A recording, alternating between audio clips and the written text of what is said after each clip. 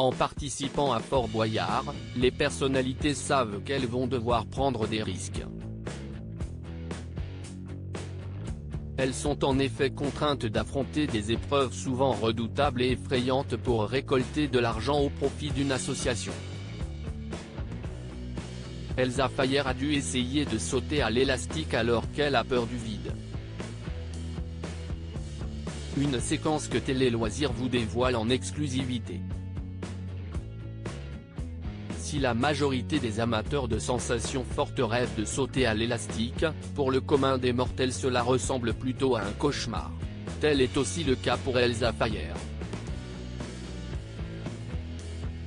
Malheureusement pour la journaliste, les équipes de Fort Boyard ont décidé de la contraindre à passer la redoutable épreuve du saut à l'élastique.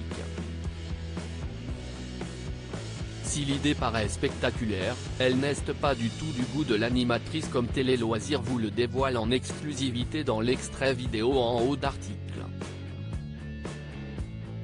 Elsa Fayer tétanisée de sauter à l'élastique dans Fort Boyard 2023, j'ai une peur panique du vide et ma tête me dit non même si elle essaie de maîtriser ses nerfs, Elsa Fayer est manifestement très stressée à l'idée de devoir sauter dans le vide pour attraper une capsule.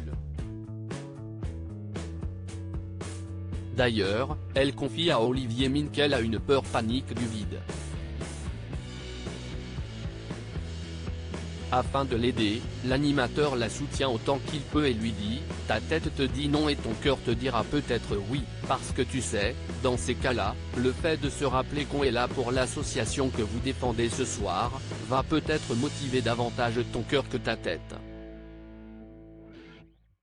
Si ces paroles sont bien encourageantes, malheureusement, elles ne semblent pas tout à fait convaincre la participante. Fort Boyard 2023, Elsa Fayer peut compter sur le soutien de ses coéquipiers.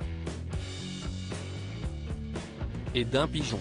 Lorsque ses camarades, à savoir les animateurs Fred Musa et Yasmine Ouli ainsi que l'incontournable aventurier de Koh Lanta Ayura se rendent compte du désarroi d'Elsa Fayer, ils s'empressent d'essayer de lui apporter du réconfort. En criant pour qu'elle entende bien, ils lui disent qu'elle va y arriver et qu'il faut qu'elle se lance sans trop réfléchir mais en se focalisant sur la manière d'attraper la capsule qui contient le code. C'est à ce moment-là que l'intéressé reçoit un soutien pour le moins inattendu puisqu'un pigeon traverse la cour du fort pour se poser à quelques centimètres d'elle.